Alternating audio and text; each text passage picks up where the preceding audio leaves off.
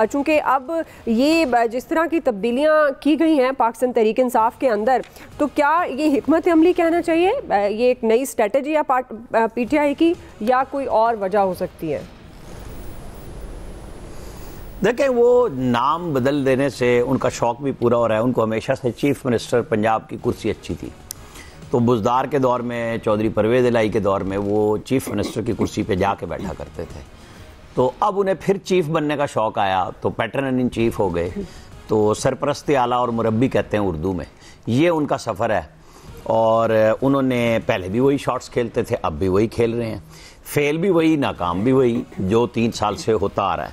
तो चले, ये एक अच्छी बात है कि एक सियासी लीडर अपने लोगों को कोई नया रास्ता तो दे रहे हैं ना, कि जी मैं पैटर्न इन चीफ हूँ। बानी आप कह लें, इमरान खान तो इमरान खान ही रहना है, और वो PTI है इमरान खान की, उनके अलावा तो कोई नहीं है इसका। तो उन्होंने अपने लोगों के लिए किया है। हाँ, उमर अयूब साहब का कड़ा इम्तिहान अब बहरहाल ज़रूर आ गया है कि वो कितनी दफ़ा हिदायत लेंगे, करेंगे, क्योंकि उन्होंने जो कुछ पाकिस्तान की जंग के दौरान किया कि जी ना तो हमारे पास जहाज़ों में तेल है लड़ने के लिए और ना गोले हैं मारने के लिए, वो तो हम सब कुछ फारिग हो चुके हैं, अब वजाते देते फिर रहे हैं उसकी। मेरा मतलब ये था, मेरा मतलब वो था, 4 दिन 5 दिन। आपको पता है कि इमरान खान तो शहबाज शरीफ के एक फ़िक्रे पे चिढ़ गए थे, क्या मैं जंग कर दूं इंडिया से। वो कह रहे थे कि वो होते तो 1 दिन में कर देते। तो जो कुछ उन्होंने किया वो तो हम 370 जो उन्होंने लगाया आर्टिकल मकबूजा कश्मीर पे और उसे अपनी यूनियन बनाया, तो वो तो हम सब देख चुके हैं कि वो कितने बहादुर थे और क्या क्या बहादुरियाँ करते रहे।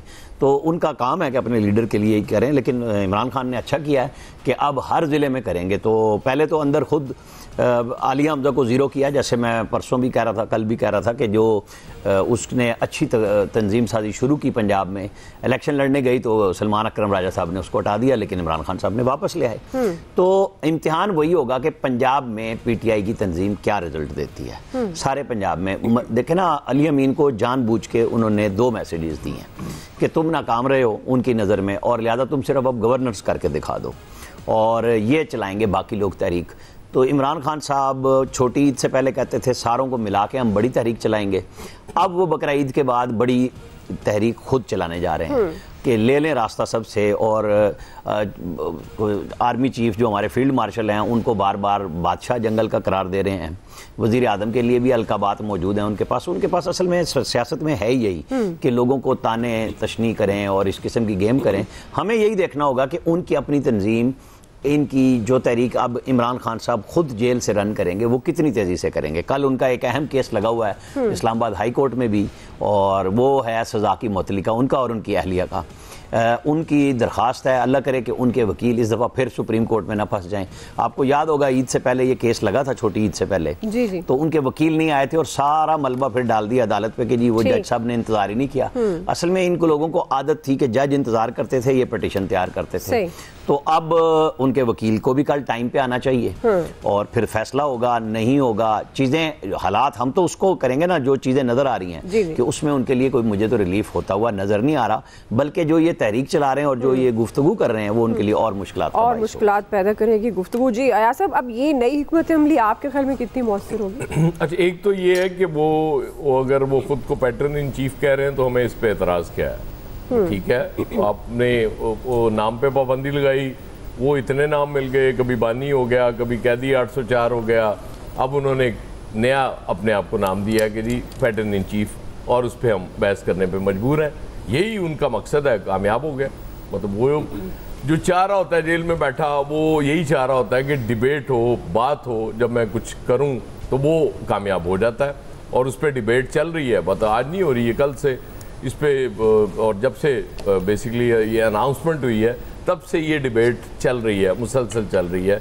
और यही कामयाबी होती है किसी लीडर की, जब वो कुछ चाह रहा होता है कि बात की जाए उस पर।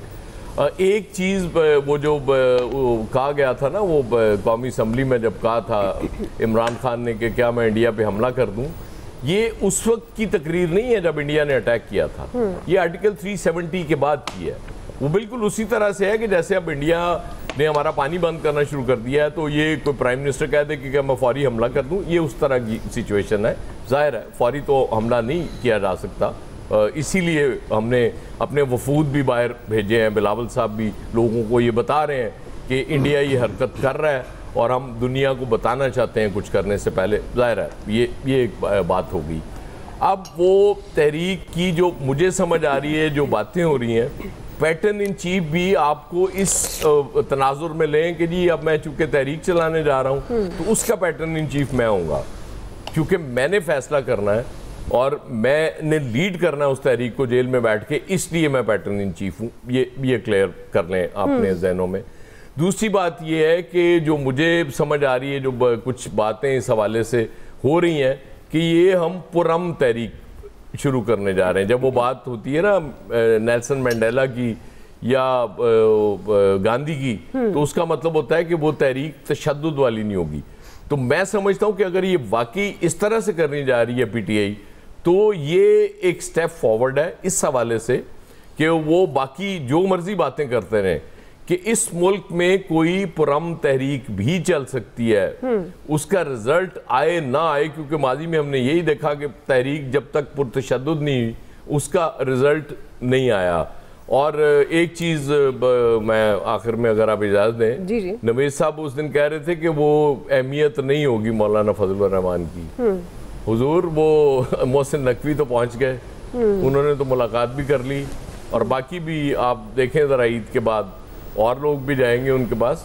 मौलाना को माहौल बनाना आता है, सही, अपनी अहमियत बना लेते हैं वो, ये उनकी क्वालिटी। जी फैसल साहब, तहरीर खुद वो लीड करेंगे, अब उनका ये फैसला अब क्या फ़ायदा क्या होगा? क्योंकि वो ज़ाहिर है जिस तरह आयाज साहब कह रहे हैं, वो खुद को कह सकते हैं, कोई भी पार्टी में ओहदा लेना चाहें, नाम देना चाहें, खुद को दे सकते हैं, लेकिन इसका फ़ायदा बतौर सियासी जमात पीटीआई को होगा क्या? नहीं, बात ये कि आपने इमरान खान के हाथ पैर बांध दिए और उनसे कह रहे हैं कि आप अपनी ताकत का मुजाहरा करके दिखाओ। तो अब अगर आपको इमरान खान की ताकत का मुजाहरा देखना है तो उनके हाथ पैर तो खोलें। ये हाथ पैर खोलने के लिए मकसद ये नहीं उनको आप जेल से निकालें। आप ये जो अभी ज़मनी इलेक्शन था, ये फेयर एंड करवा लेते, फेयर एंड फ्री करवा लेते। जो भी दावा था कि हुकूमत का ग्राफ जो है वो बढ़ गया है और तहरीक इंसाफ बिल्कुल ख़त्म हो गई, तो इस अंदाज़ा हो जाता। तहरीक इंसाफ इलेक्शन पे इल्ज़ाम लगा रही है, गलत बयानी कर रही होगी। जो पीपल्स पार्टी इल्ज़ामात लगा रही है, उन इल्ज़ामात को आप कहाँ लेके जाएंगे? वो तो हुकूमत का पार्ट है, वो तो एहतियाती हुकूमत है, चाहे वजीर है या नहीं है, एहतियाती हुकूमत ही है ना पीपल्स पार्टी। वो उनके इल्ज़ामात को आप कहाँ लेके जाएंगे? वो तो तहरीक इंसाफ से 2 कदम आगे बढ़ के बात कर रहे हैं। अगर इमरान खान की मकबूलियत ख़त्म हो गई है तो करवा लेना इलेक्शन। एक अंदाज़ा हो जाता, ये बहुत आइडियल मौका था, ये हुकूमत के लिए भी जो है ना एक टेस्ट केस हो जाता।